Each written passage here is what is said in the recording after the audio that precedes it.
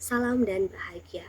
Sudah 1 tahun lebih kita berjuang bersama dalam menghadapi pandemi COVID-19. Setiap harinya melalui media berita diinformasikan bahwa masih terjadi penambahan kasus positif COVID-19 di negara kita.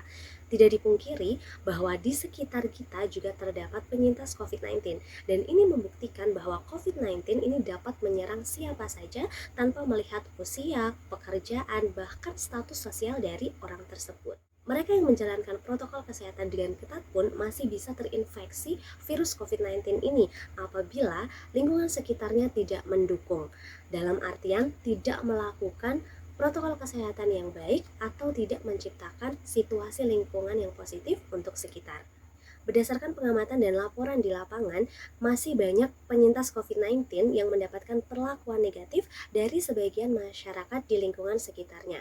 Sebagian masyarakat masih belum dapat menciptakan lingkungan yang positif dalam merespon dan menanggapi penyintas COVID-19 di lingkungan sekitar mereka. Sebagian masyarakat masih menganggap bahwa COVID-19 ini adalah aib dan mereka yang dinyatakan positif dari virus ini harus dijauhi bahkan dikucilkan di masyarakat. Padahal faktanya hal tersebut tidak benar. Penyintas COVID-19 bukanlah aib. Yang perlu dijauhi adalah virusnya, bukan orangnya. Tugas kita sebagai manusia adalah memberikan dukungan yang positif bagi mereka penyintas COVID-19. Pandemi COVID-19 menciptakan begitu banyak ketakutan dan kecemasan di masyarakat, terutama rasa khawatir akan tertular oleh virus ini. Seseorang yang terkena COVID-19 bukan hanya fisiknya yang diserang, melainkan psikologisnya, mentalnya juga ikut diserang. Bisa dibayangkan pula bagaimana kondisi psikologis atau mental dari penyintas COVID-19 yang hasil PCR-nya dinyatakan positif.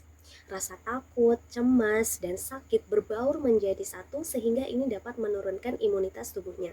Padahal di saat yang bersamaan, imunitasnya sedang berperang agar si virus ini tidak menyebar lebih luas ke dalam tubuhnya.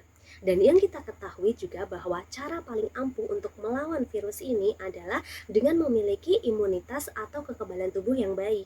Oleh karena itu, sebagai manusia, kita perlu memberikan dukungan baik secara materi maupun non-material sebagai bentuk kepedulian kita. Misalnya menyemangati mereka agar lekas pulih atau membantu kebutuhan sehari-harinya. Penyintas COVID-19 yang harus menjalani isolasi di rumah sakit maupun isolasi mandiri di rumah tentunya tidak bisa maksimal dalam memenuhi kebutuhan sehari-harinya. Beberapa hal yang bisa kita lakukan sebagai bentuk dukungan kita kepada mereka, misalnya kita bisa memberikan makanan atau buah-buahan dengan cara menitipkannya ke perawat bagi mereka yang berada di rumah sakit, atau menggantungkannya di pintu pagar agar bisa diambil nantinya bagi mereka yang menjalankan isolasi mandiri di rumah. Selain itu juga kita bisa membantu mereka dalam memperoleh kebutuhan sehari-harinya. Misalnya peralatan mandi seperti sabun, shampoo, kemudian pasta gigi atau deterjen, kemudian persediaan masker dan lain sebagainya. Dalam memberikan dukungan semacam ini, kita tetap perlu memperhatikan protokol kesehatan yang ada, seperti memakai masker, menjaga jarak, mencuci tangan dengan sabun, dan menjauhi kerumunan. Bentuk kepedulian yang kita berikan juga tidak melulu harus secara materi, melainkan juga bisa secara non-materi. Dukungan secara non-materi ini dapat berupa dukungan agar segera lekas pulih. Kemudian juga kita bisa menemaninya lewat video call, memberikan semangat kepada mereka bahwa mereka pasti dapat sembuh dari virus ini, serta dukungan-dukungan yang lainnya. Banyak penelitian yang mengatakan bahwa stres ada kaitannya dengan menurunnya imun atau kekebalan tubuh dari seseorang. Orang dengan stres berat cenderung memiliki kekebalan tubuh yang rendah. Oleh karena itu, penyintas COVID-19 wajib untuk menghindari stres saat sedang berjuang untuk sembuh dari COVID-19. Pikiran positif juga harus selalu dibangun oleh penyintas. Penyintas COVID-19 memerlukan pengelolaan stres yang baik serta dukungan orang terdekat agar mampu segera pulih dari penyakit yang dideritanya. Selain usahanya sendiri, kita juga dapat membantu secara moral atau pertolongan lainnya sebagai bentuk kepedulian kita.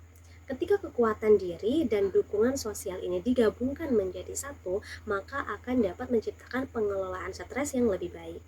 Saat kondisi mental seseorang ini lebih baik, maka hal ini juga dapat meningkatkan imunitas tubuh dan harapannya dapat segera pulih dari penyakit yang dideritanya. Ingat bahwa COVID-19 ini bukan aib. Jangan pernah beranggapan bahwa penyintas COVID-19 ini harus dijauhi. Tidak, yang wajib dijauhi adalah penyakitnya, virusnya, bukan orangnya. Ketika seseorang tersebut dites lagi dan hasil PCR-nya dinyatakan negatif, kita sebagai masyarakat harus menerimanya kembali. Jangan menjauhi dan mengucilkan mereka. Tugas kita sebagai manusia adalah memberikan dukungan yang baik sebagai bentuk kepedulian kita. Dengan menciptakan lingkungan yang positif, maka akan membawa dampak yang positif pula untuk kehidupan bersama. Sekian yang dapat saya sampaikan, semoga dapat bermanfaat bagi kita bersama. Bagi saudara-saudara kita yang sedang berjuang untuk pulih dari penyakitnya, semoga diberi kekuatan dan segera diberi kesembuhan. Semoga kita dan orang-orang di sekitar kita senantiasa diberikan kesehatan agar kita semua dapat berjuang bersama melewati pandemi COVID-19 ini. Stay safe and stay healthy, salam dan bahagia.